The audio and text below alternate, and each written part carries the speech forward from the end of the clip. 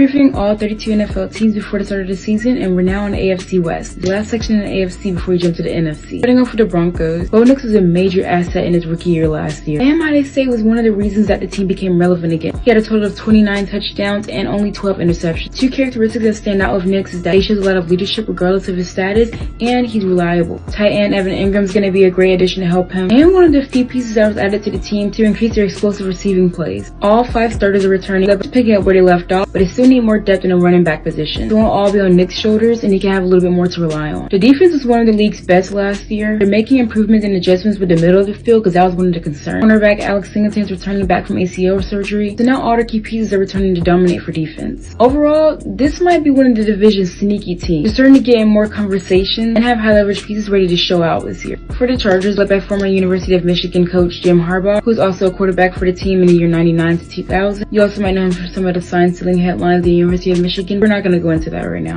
He was able to get this mediocre team to become a pretty high contender. Made him playoff ready. Quarterback Justin Herbert's coming back from last season's injury, but has all the tools needed to bounce back from struggles and make smart decisions in plays, but he needs the pass catchers to get on the same track. That was the team's biggest weakness last year. There were some highlights, like Lack McConkey had a pretty big year. Wide receiver Mike Williams signed a 1-year contract after being in between 2 teams last year, and he'll be a pretty competitive threat in the end zone. The offseason, the team went running back heavy to make sure they fill that spot completely. I hope that their run blocking improves. For defense, they try to add a pretty hefty return in place of the players you had to walk during the offseason. They're expected to perform according to that plan. Cornerback has been a little bit of an issue though. They did sign Dante Jackson to have really high speed and agility. Overall, they're hoping to pick up from last year. They're still looked at as the underdog, but competitive underdogs. And because of that, that's one of the teams you should be watching out for. Not saying they're going to make it to the Super Bowl, but again, they've turned into a playoff team and starting to be in these conversations again. For the Chiefs, do I really need to explain this one? This year is payback season. Patrick Mahomes is already expected to perform up to his ability. Travis Kelce, who recorded 97 catches for 823 yards last year, now in its final year of his contract. Last year, Mahomes was sacked at a career high of 36 times because of the O-line. That has been a project they've been working on. For defense, their D-line was the focus. It's pretty vet heavy right now. They've been also adding some new additions and making some adjustments with safety Justin Reed gone. It's opportunity for second-year safety Jaden Hicks to step in and shine. Overall, we already know the Chiefs are the kings of the AFC West.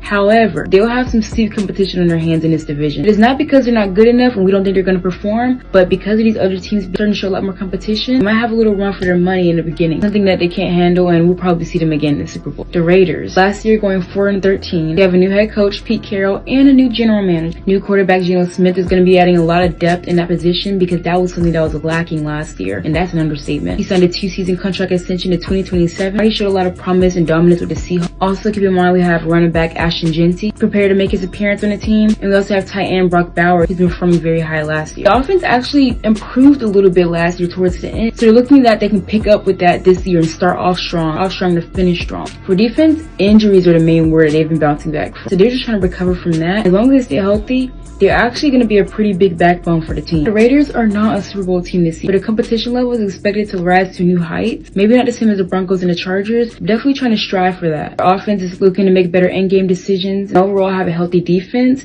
If those two combine, especially with the new depth and talent they have this year, they might be a pretty high talked about team to lead into next year. Alright, that's all the teams for the AFC. Now we're going over to the NFC East next.